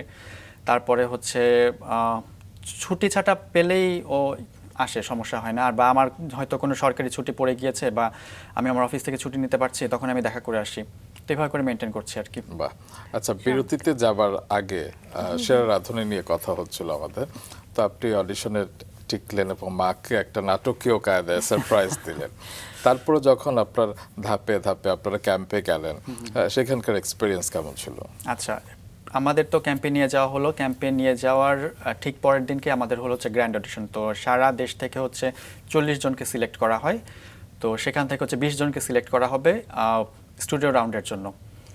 তো আমরা তো ইনগ্রেডিয়েন্টস আমাদের কি দেয়া হবে কিছুই জানি না, বা কি রান্না করতে হবে, কতক্ষণিক সময় পাবো কিছুই জানি না আমরা। তো আমাদেরকে হচ্ছে আমাদের জন্য যে মঞ্চটা তৈরি করা হলো সেখানে আমাদের নিয়ে যাওয়া হলো। তো যাওয়ার পরে দেখি যে আমাদের সবার সামনে হচ্ছে একটা বাটি রাখা, বাটিটা হচ্ছে লাল কাপড় দিয়ে মোড়ানো। তো আমাদেরকে বলা হলো যে এখানে যে কোর ইনগ্রেডিয়েন্টটা আছে এটা দিয়ে আজকে আপনাদের ডিশ করতে হবে, এবং এটা হচ্ছে 3টা ডিশ করতে হবে, স্টার্টার করতে হবে, মেইন কোর্স করতে হবে এবং ডেজার্ট করতে হবে। তো আমাদেরকে যখন শ্রাবণ্য তহিদা আপু ছিলেন, আপু বললেন যে আপনারা এখন কাপড়টা তুলতে পারেন, তুলে দেখতে পারেন যে কি আছে। তো যখন তুললাম দেখলাম ওখানে মুগ ডাল আছে, এবং আমি প্রচণ্ড রকম টেনশনে পড়ে গেছিলাম যে মুগ ডাল দিয়ে মেইন কোর্স করতে হবে, আবার স্টার্টারও করতে হবে। মুগ ডাল দিয়ে স্টার্টারটা কীভাবে করব, বা ডেজার্টটা কীভাবে বানাবো। তো তারপরে হচ্ছে আমাদের যখন বলা হলো যে প্যান্ট্রি থেকে এখন ইনগ্রেডিয়েন্টস নিয়ে আসতে পারেন, তো ওখানে যে প্রবলেমটা হয়েছে ইনগ্রেডিয়েন্টস যথেষ্ট পরিমাণে ছিল, বাট অনেক প্রতিযোগী যেটা করেছেন মাত্রাতিরিক্ত ইনগ্রেডিয়েন্টস তুলে নিয়েছেন। তো আমার প্রবলেম যেটা হয়েছে আমি অনেক বেসিক ইনগ্রেডিয়েন্টসটা পাইনি। তো হাতের কাছে যা পেয়েছি সেটা তুলে এনেছি, আর পরবর্তীতে আশেপাশ থেকে হচ্ছে অনেকের হচ্ছে কিছু কিছু ইনগ্রেডিয়েন্টস বেঁচে গিয়েছিল, সেখান থেকে নিয়ে নিয়ে 3টা ডিশ করেছিলাম। তো আমি স্টার্টারে করেছিলাম হচ্ছে একটা স্যুপ করেছিলাম। তো আমাদের ওখানে হচ্ছে মাংস রাখা ছিল, বাট মাংস আমি টোটালি পাই নাই। তো কিছু হাড্ডি গুড্ডি পেয়েছিলাম মাংসের, তো ওটা দিয়ে আমি স্টকটা বানিয়ে আমি হচ্ছে ওটা দিয়ে হচ্ছে স্যুপটা করলাম। আর মুগ ডাল তো দিয়েছিলাম, আমি মুগ ডালের হচ্ছে পেস্ট ছিল, পেস্টটা আমি ব্যবহার করেছিলাম। আর মেইন কোর্সে হচ্ছে সবাইকে দেখলাম যে চাল ইউজ করে সবাই হচ্ছে মুগ ডাল দিয়ে খিচুড়ি রান্না করছে। তো আমি চিন্তা করলাম যে চাল দিয়ে খিচুড়ি রান্না করছে, ডিফারেন্ট টাইপের কিছু করি। তো ওইটা থেকে আমি আমার এই কম্পিটিশনে আসার 1 মাস আগে আমি বাসায় হচ্ছে তখন হচ্ছে ফুলকপি দিয়ে আমি হচ্ছে একটা করেছিলাম, কলিফ্লাওয়ার রাইস করেছিলাম। মানে রাইসের সাবস্টিটিউট হিসেবে যারা হচ্ছে কিটো ডায়েট করে তারা হচ্ছে রাইসের সাবস্টিটিউট হিসেবে গ্রেটেড কলিফ্লাওয়ার দিয়ে করে আর কি, ওই রাইসটা বানায় আর কি। তো আমি চিন্তা করলাম আচ্ছা ঠিক আছে, কলিফ্লাওয়ার ফ্রাইড রাইসটাকে আমি একটু ফিউশন করে আমি হচ্ছে কলিফ্লাওয়ার খিচুড়ি করি। তো রাইসের সাবস্টিটিউট হিসেবে আমি গ্রেটেড কলিফ্লাওয়ারটা ইউজ করলাম, মুগ ডালও দিয়েছিলাম সাথে। আর হচ্ছে ডেজার্টে করেছিলাম হচ্ছে মুগ ডালের পেস্টের সাথে আমি হচ্ছে 2টা ভেজিটেবল অ্যাড করেছিলাম, মিষ্টি কুমড়া ছিল আর পেঁপে ছিল। তো ওই ডেজার্টের নাম দিয়েছিলাম হচ্ছে ত্রিমোহিনী মিঠাই, যেহেতু 3টা বেসিক ইনগ্রেডিয়েন্ট ছিল। আর ডেজার্ট বানাতে গেলে আমার একটু ঝামেলা হয়েছিল, কারণ হচ্ছে আমাদের বলেছিল ডেজার্ট বানাতে, বাট ওখানে দুধ ছিল না। হ্যাঁ, শুধু হচ্ছে মুগ ডালটা ছিল আর সুগার ছিল। এখন এটা দিয়ে কিভাবে ভ্যারিয়েশন আনা যায় ডেজার্টের? দুধ কি অন্যরা ব্যবহার করেছে নাকি একেবারে ছিল? একদমই ছিল না, সুগার ছিল আর মুগ ডালটা রাখা ছিল। ইভেন ঘিও ছিল না যে আমি একটু ফ্লেভার টানবো, সেটাও ছিল না। তো আমি তখন যেটা করলাম, দারুচিনি ছিল ওখানে। তো দারুচিনিটা আমি হচ্ছে হামানদিস্তায় আমি একটু গুঁড়া করে দারুচিনির ওই ফ্লেভারটা আমি ওটাতে আনলাম আর কি। আর হচ্ছে পরে দেখলাম যে অন্যান্য সবাই রান্না করছে, আমি পরে দেখলাম যে আমার তো এখনো 15 মিনিট হাতে সময় আছে। তো তাড়াতাড়ি করে চিন্তা করলাম আচ্ছা ঠিক আছে, 3টা ডিশ তো হয়ে গেছে, আরেকটা ডিশ করি। তখন আমি একটা সালাদ করলাম। তো আমাদের ওখানে ভেজানো কিছু মুগ ডাল ছিল।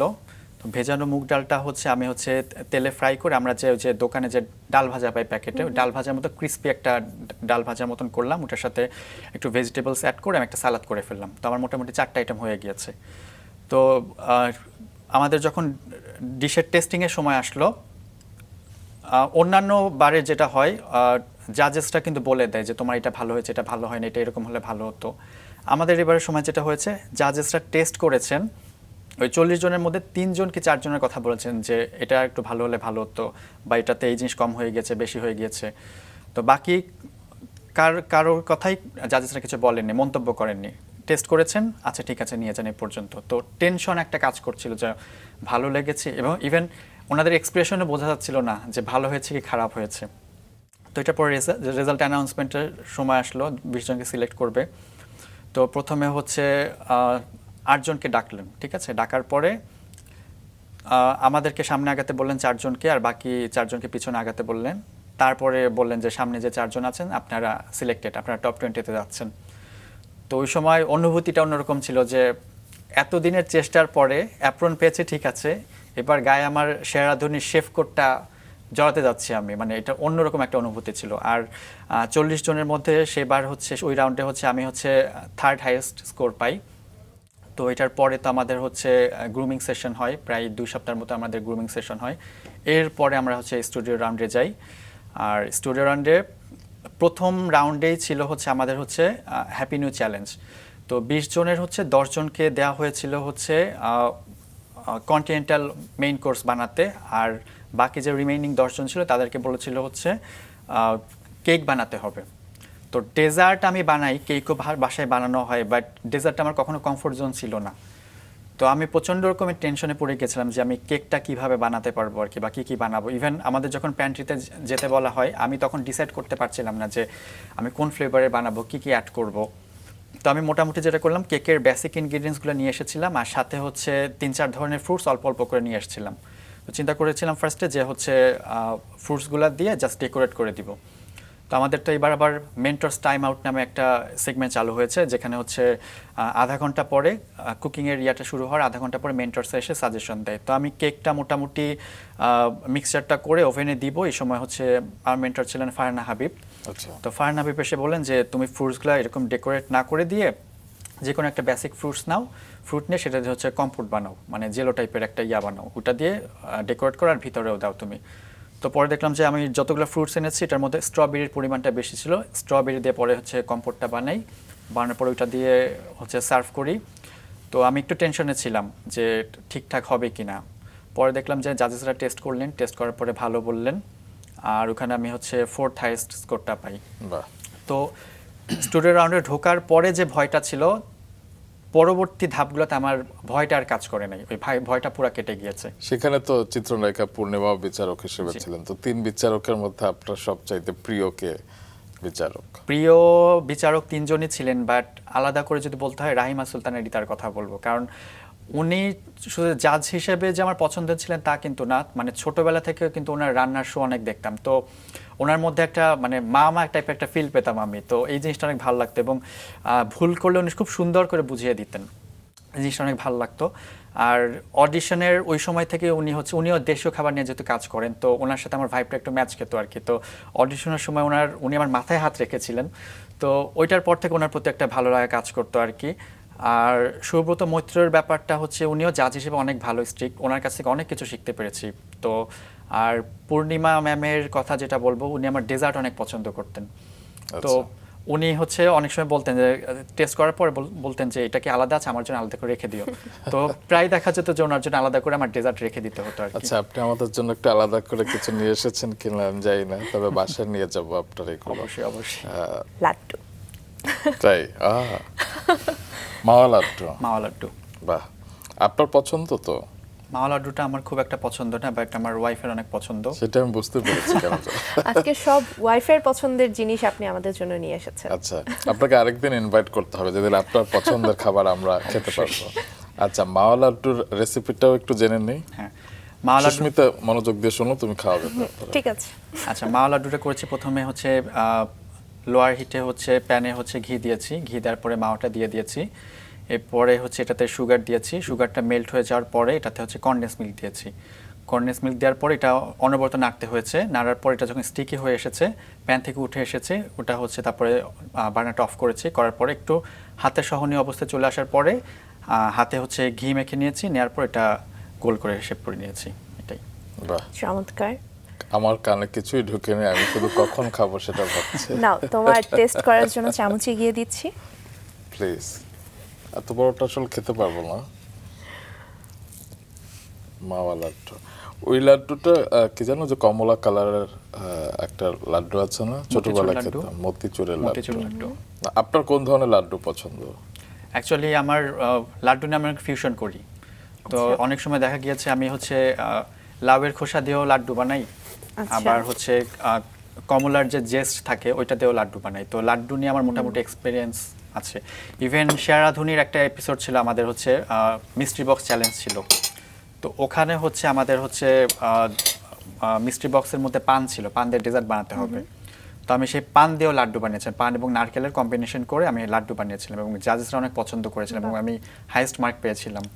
আজকে আপনার জাজেসরাও কিন্তু খুব পছন্দ করেছে, মানে খুবই এক্সেলেন্ট হয়েছে। আমাদের তো পছন্দ হয়েছে, আমরাও আপনাকে ফুল মার্কস দিচ্ছি একদম। আচ্ছা, যদি আমরা এরকম অর্ডার করতে চাই তাহলে সেক্ষেত্রে আপনার একটি অনলাইন পেজ আছে? অনলাইন পেজ আছে, হ্যাঁ, ফুড ট্রাই বাই আলভি নামে এক পেজ আছে। আর সেই সাথে আমি হচ্ছে কুকআপস নামে একটা অ্যাপ আছে, ওদের সাথে কোলাবোরেশনেও আছি, তো ওইটার থ্রুতে আমি হচ্ছে ফুডের অর্ডার নেই আর কি। আচ্ছা, কি ধরনের ফুড পাওয়া যায়?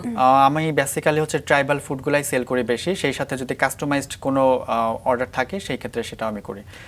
তো অনেক সময় দেখা যায় যে হচ্ছে ট্রাইবাল ফুডটা আমার মোটামুটি ফিউশন করেই করতে হয়, কারণ অথেন্টিসিটি মেনটেন করতে পারি না, কারণ আমাদের টেস্ট বাডের সাথে তো মেলে এই না। বিষয়টা আমি জানতে চাচ্ছিলাম, যেমনটা আমি বলছিলাম রুমা, যে সম্প্রতি মেঘালয় ঘুরে এসেছি এবং ওখানকার খাসিয়া জনগোষ্ঠীর কিছু খাবার আমি দেখেছি।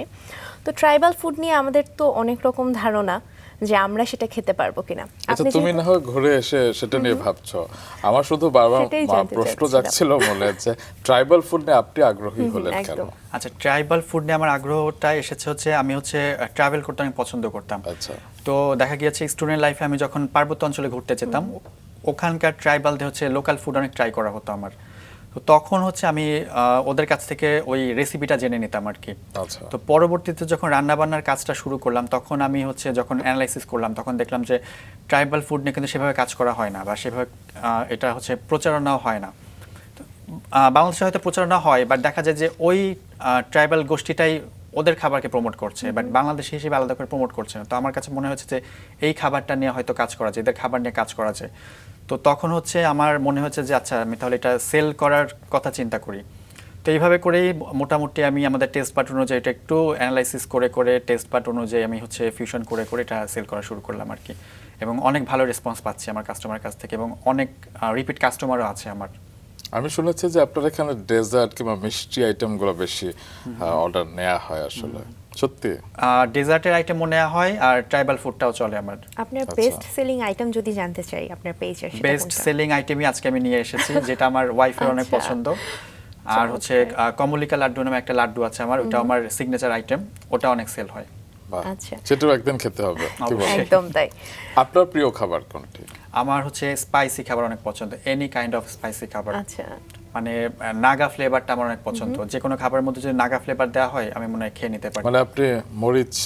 একদম একদম খেকো। একদম একদম। ছোটবেলা থেকে আগুন নিয়ে খেলছে, মরিচ পছন্দ, মানে ব্যাপারটা আমাকে বেশ চমকপ্রদ করে। কিন্তু দেখে কিন্তু একদমই বোঝার উপায় সেটাই, নেই। দেখে একদম মনে হয় শান্ত একজন মানুষ। আমাদের অনুষ্ঠানের প্রযোজক, রাঙা সকাল অনুষ্ঠানের প্রযোজক যে জোবাইর ইকবাল, তাকে আমি সবসময় দেখে যে ভাত যখন প্লেটে নেয় না, উপরটা সবুজ শুধু, কারণ মরিচ আর মরিচ, কিন্তু ভাত দেখা যাচ্ছে না। আপনিও বোধহয় সেই পর্যায়ের একজন। বাহ। যদি জানতে চাই যে বাসার মানুষ আপনার হাতে কোন খাবারটি সবচেয়ে বেশি পছন্দ করে? বাসায় হচ্ছে আম্মু হচ্ছে ডেজার্ট অনেক পছন্দ করে আমার। নর্মালি হচ্ছে বেকিং আইটেম তো খুব একটা করা হয় না, বাট আমি যখন বেকিং এর কাজগুলো করি আম্মু এগুলো পছন্দ করে অনেক। আমার বানানোর টার্ট আম্মুর অনেক পছন্দ। আচ্ছা। তারপর হচ্ছে আমি যখন কেক বানাই, কেকটা অনেক পছন্দ। কেকের মধ্যে আমি অনেক ভ্যারিয়েশন আনি আর কি। তো দেখা যায় সিজনাল কোনো ফ্রুট আছে, সেটা দিয়ে আমি হচ্ছে কেকের সাথে মিক্স করে ক্রিম করে ইয়া করে ফেলি। যেমন এখন হচ্ছে সামার সিজন চলছে, এখন হচ্ছে জাম পাওয়া যাচ্ছে। তো দেখা যায় যে আমি জাম দিয়েও হচ্ছে একটা জেলো টাইপের কিছু বানিয়ে ওটা আমি কেকের সাথে ইনক্লুড করে জামের ফ্লেভারে একটা কেক বানিয়ে ফেলছি, বা টার্ট বানিয়ে ফেলছি। বা হচ্ছে আমের সিজনে দেখা যায় যে আমি হচ্ছে আমের ফ্লেভারটা অ্যাড করে আমি হচ্ছে কুকিজ বানিয়ে ফেলছি। তো মোটামুটি বেকিং যখন করি আমি মানে আউট অফ দ্য বক্স চিন্তা করি আর কি। তো আমার এই ডেজার্টগুলো আম্মু অনেক পছন্দ করে। আর আব্বু আম্মু দুইজনের ডায়াবেটিস, তো আমার ওই সুগারের ব্যাপারটা মেনটেন করতে হয়। তো চিন্তা করি যে সুগারের সাবস্টিটিউট হিসেবে কি ইউজ করা যায়, তো তখন সেইগুলো দিয়ে আমি ডেজার্টগুলো বানাই আর কি। আমরা তো পুরো পর্ব জুড়ে আসলে আপনার সাফল্যের গল্প শুনছি, কিন্তু হয় না যে সাফল্যের উল্টো পিঠে ব্যর্থতাও থাকে, হতাশা থাকে, অনেক সময় অনেক ধৈর্য নিয়ে অনেক অপেক্ষা করতে হয় সাফল্য পাওয়ার জন্য। আমরা সাধারণত সারা বিশ্বের শেফদের, রন্ধনশিল্পীদের পুরুষ হিসেবেই দেখি, কিন্তু আমাদের দেশে একটা ভ্রান্ত ধারণা, কিংবা অনেকে বলে যে ছেলে মানুষ কেন কিচেনে যাবে, কিংবা ছেলে মানুষ কেন রন্ধনশিল্পী হবে। আপনি কখনো এরকম ফেস করেছেন? না, আমার ফ্যামিলি এই দিক থেকে অনেক সাপোর্ট। ফ্যামিলির বাইরে? ফ্যামিলির বাইরে হচ্ছে রিলেটিভসরা একটু অন্য দৃষ্টিতে তাকাতো যে ও আচ্ছা রান্না করতেছো, রান্নার শোতে যাবা, অন্যভাবে দেখতো জিনিসটা, ঠিক আছে। বাট ওই জিনিসটা আমি সেভাবে আমলে নিতাম না, কারণ আমার ফ্যামিলির সাপোর্টটা অনেক বড় একটা ইয়া ছিল। তো সেই দিক থেকে আমি খুব একটা প্রবলেম ফেস করি নাই। আর ফ্রেন্ডদের কাছ থেকে অনেক সাপোর্ট পেয়েছি। তো দেখা গিয়েছে যে উইকেন্ডে হচ্ছে সময় পাচ্ছি বা সেমিস্টার ব্রেক চলছে, ফ্রেন্ডদের বাসায় দাওয়াত দিতাম, ওরা এসে আমার খাবার টেস্ট করতো, ওরা অনেক পছন্দ করতো, প্রশংসা পেতাম অনেক। তো সব দিক থেকে আপনার মতো কোনো ছেলের কিংবা কারো যদি রান্নার প্রতি আগ্রহ থাকে তার আসলে কিভাবে এগিয়ে যাওয়া উচিত, আপনি একটা দিক নির্দেশনা দিয়ে দিন। আচ্ছা, সেই ক্ষেত্রে বলতে গেলে হচ্ছে প্যাশন থাকতেই পারে, বাট এটা হচ্ছে নিজে থেকে বুঝতে হবে যে এই প্যাশনটাকে আমি সামনে এগিয়ে নিয়ে যেতে পারবো কিনা। আর যেটা হচ্ছে হুট করে রান্নার এই প্রফেশনে আসার আগে শিখে আসাটা খুবই জরুরি, কোর্স করা খুবই জরুরি। আর সেই সাথে হচ্ছে যদি কুলিনারি ইন্ডাস্ট্রিতে যদি কাজ করতে চাই, ইন্ডাস্ট্রিয়াল অ্যাটাচমেন্টটা খুবই জরুরি। আমি হোটেল রেস্টুরেন্টে আমার এক্সপিরিয়েন্সটা খুবই জরুরি। যেমন আমি হচ্ছে ওই যে 1 বছর যে কাজ করছিলাম রেস্টুরেন্টে, সেই যে এক্সপিরিয়েন্স সেটা কিন্তু আমি পরবর্তীতে এখন যে ফুড কনসালটেন্ট হিসেবে কাজ করছি সেটাতে কিন্তু আমার খুব কাজে দিচ্ছে। তারপরে হচ্ছে আমি হচ্ছে ব্র্যাক ইউনিভার্সিটিতে যখন ছিলাম তখন তো ইন্টারন্যাশনাল অ্যান্ড স্কলারশিপ ডিপার্টমেন্টের ইন্টারন্যাশনাল স্টুডেন্টদের অ্যাকোমোডেশনটা দেখতে হতো। তো অ্যাকোমোডেশনের একটা ইম্পর্টেন্ট পার্ট ছিল কিন্তু ফুড। তো ওদের ফুডের বাজেটিং করা, মেনু ঠিক করা, এই জিনিসগুলোও কিন্তু আমি কাজ করতে করতে শিখেছি। বাট আমার যে কুলিনারির যে স্কিলটা ছিল এটাতে কিন্তু আমার কাজে এসেছে, ওটা থেকে কিন্তু আমি হচ্ছে কাজটা আমার জন্য সহজ হয়ে গিয়েছে। তো আমি বলবো যে কেউ যদি আসতে চায়, প্যাশন তো অবশ্যই থাকতে হবে, সেই সাথে শেখাটা খুবই জরুরি, কোর্স করাটা খুবই জরুরি। এখন কোর্স করা ছাড়া কিন্তু সামনে আগানো সম্ভব না। বর্তমানে আপনি 4টি রেস্টুরেন্টে ফুড কনসালটেন্ট হিসেবে আছেন, সেই সম্পর্কে শুনি। আচ্ছা, 4টা রেস্টুরেন্টে ফুড কনসালটেন্ট হিসেবে আছি। সেখানে হচ্ছে আমার রেস্টুরেন্টগুলোর সেট আপ থেকে শুরু করে সব কিছুই করতে হয়, মেনুটা সেট আপ করতে হয়। আর অনেক সময় দেখা যায় যে বিভিন্ন বিশেষ দিবস উপলক্ষে, যেমন ঈদ উপলক্ষে দেখা যায় বা পয়লা বৈশাখ, ভ্যালেন্টাইন্স ডে উপলক্ষে আমাদের স্ট্র্যাটেজি ফলো করে মেনু সেট করতে হয়, সেগুলো করি। আর আমাদের হচ্ছে প্রতিটা প্রোডাক্ট কিন্তু আমরা যখন লঞ্চ করি আমাদের কিন্তু ইউনিট হিসাব করে করে আমাদের প্রাইসিংটা করতে হয়। তো প্রাইসিংয়ের ব্যাপারটাও আমার দেখতে হয়। তো ওই তো সব মিলিয়ে কাজ ভালোই যাচ্ছে। আর সেই সাথে তো আমি বাংলাদেশ টেকনিক্যাল এডুকেশন বোর্ডের হচ্ছে ট্রেনার এবং অ্যাসেসর কুকিংয়ের, তো অ্যাসেসর হিসেবেও কাজ করছি, সেটাও ভালো যাচ্ছে। সব মিলিয়ে নিজের রেস্টুরেন্ট করার কোনো পরিকল্পনা রয়েছে? নিজের রেস্টুরেন্ট করার পরিকল্পনা আছে, বাট আমার কাছে মনে হচ্ছে যে এখনই সঠিক সময় না, আর একটু শিখতে হবে আমার, আর একটু ব্যাপারগুলো বুঝি তারপরে রেস্টুরেন্টটা দিব। আর আমার হচ্ছে ট্রাইবাল ফুডের উপরে হচ্ছে আমার রেস্টুরেন্টটা দেওয়ার ইচ্ছা। তো বাংলাদেশে আমি দেখেছি যে ট্রাইবাল ফুডের রেস্টুরেন্ট আছে, বাট দেখা গিয়েছে যে চাকমা জনগোষ্ঠীর কেউ হচ্ছে হয়তো চাকমা ফুড নিয়ে রেস্টুরেন্ট দিয়েছে, বা হচ্ছে মারমাদের কেউ হচ্ছে মারমা ফুড নিয়ে রেস্টুরেন্ট দিয়েছে, বাট একই ছাদের নিচে সব ধরনের ট্রাইবাল ফুডের ইয়াটা কিন্তু নেই, রেস্টুরেন্টটা কিন্তু নেই। তো আমার পরিকল্পনা আছে যে আমার এমন একটা রেস্টুরেন্ট করব যেখানে আমার বাংলাদেশের যে 27টা আদিবাসী গোষ্ঠী আছে সবার খাবারটাই পাওয়া যাবে। চমৎকার, তো একটা ইউনিক ব্যাপার হবে। আপনার প্রিয় ট্রাইবাল ফুড কোনটি? আমার হচ্ছে চাকমাদের খাবারগুলো অনেক ভালো লাগে। চাকমাদের একটা আইটেম আছে হচ্ছে পাজন। পাজনে হচ্ছে মোটামুটি হচ্ছে কমপক্ষে হলেও 20 ধরনের ভেজিটেবলস ইউজ করতে হয়। আর ওরা হচ্ছে ওটাতে নাপ্পি ইউজ করে, বাট নাপ্পির স্মেলটা আমি নিতে পারি না। তো আমি হচ্ছে ওটার সাবস্টিটিউট হিসেবে হচ্ছে কুচো চিংড়ি হচ্ছে পেস্ট ইউজ করি। তো ওইটা আমার খেতে ভালো লাগে। আর তেল ছাড়া রান্না হয়, ওইটার জন্য ওইটার ফ্লেভারটা অন্যরকম হয় আর কি, মজাটা অন্যরকম হয়। আর অনেক ধরনের ভেজিটেবল ইউজ করা হয়, তো খেতে অনেক মজা লাগে। তো এটা হচ্ছে আপনি রাইস দিয়েও খেতে পারেন, পরোটা দিয়েও খেতে পারেন, খালি খেতেও মজা লাগে। চমৎকার। আর এছাড়া আমাদের বাঙালি খাবারের মধ্যে কোন খাবারটি বেশি পছন্দ? বাঙালি খাবারের মধ্যে আমার কাচ্চি বিরিয়ানি অনেক পছন্দ। মানে ঢাকার কাচ্চি বিরিয়ানির চাইতে না মানে বেস্ট কিছুই হয় না। আমি ইন্ডিয়াতে গিয়েছি, ইন্ডিয়ার কাচ্চিও ট্রাই করেছি, বাট বাংলাদেশের যে কাচ্চি, অথেন্টিক কাচ্চি, এটার উপরে আর কিছু হয় না। Street food? স্ট্রিট ফুড হচ্ছে চটপটি ফুচকা অনেক পছন্দ আমার। মানে আমি যদি রাস্তায় যাচ্ছি, রাস্তায় হয়তো দেখছি চটপটি ফুচকা আলা, আমি ওখানে দাঁড়িয়ে যাই। সেটিও বোধহয় পানিপুরির থেকে বেটার, রাইট? একদম একদম একদম একদম। আমাদের পানিপুরির চাইতে আমাদের ফুচকার উপরে কিছু হয় না, আমাদের ফুচকাটা একদম বেস্ট। আচ্ছা, বিয়ে হয়েছে তো এবার ঈদের আগের দিন, ঈদের আগে খুব বেশি দিন সময় যায়নি। এর মধ্যে কি কিচেনে স্বামী স্ত্রী একসাথে কখনো রান্না করা হয়েছে? কিচেনে বিয়ের আগে ওইভাবে রান্না করা হয় নাই। বিয়ের আগে হচ্ছে ও হয়তো কিছু একটা রান্না করে আমাকে খাওয়াতো, আমি হয়তো আমার বাসা থেকে রান্না করে কিছু খাওয়াতাম, এরকম হয়েছে। বিয়ের পরে এরকম সুযোগ এরকম হয়নি আমাদের এখনো, কারণ ও যেহেতু মেডিকেল স্টুডেন্ট, ওর ছুটি অনেক কম ছিল, আবার এদিকে আমার অফিসেও আমার ছুটি কম ছিল, তো খুব টাইট শিডিউলের মধ্যে আমাদের বিয়ে হয়েছে। বিয়ের পরদিনই তো আসলে ঈদ ছিল, তো ঈদে কোনো রান্না করা হয়েছে? ঈদে আমি রান্না করতে চেয়েছিলাম, আমার শ্বশুর বাড়িতে ছিলাম তখন, আমি রান্না করতে চেয়েছিলাম, তো আমার শাশুড়ি মানা করেছে নতুন জামাই কেন কিচেনে ঢুকবে, কেন রান্না করবে, পরে যখন আসবা ছুটিতে তখন এসে রান্না করো। চমৎকার। এবং বর্তমানে যদি জানতে চাই যে আপনার স্ত্রী কিংবা স্ত্রীর পরিবারের লোকজন, আপনি একজন রন্ধনশিল্পী, এই বিষয়টাকে তারা কেমন ভাবে দেখে বা কতটা অনুপ্রেরণা দেয়? তারা অনেক পজিটিভ ভাবে ব্যাপারটা নিয়েছে। ইভেন হচ্ছে ওদের পরিবারের সবার সাথে পরিচয় হওয়ার আগে হচ্ছে ওরা শেয়ার রাঁধুনি দেখেছে এবং শেয়ার রাঁধুনি দেখে ওরা আমার মোটামুটি ভক্ত ছিল।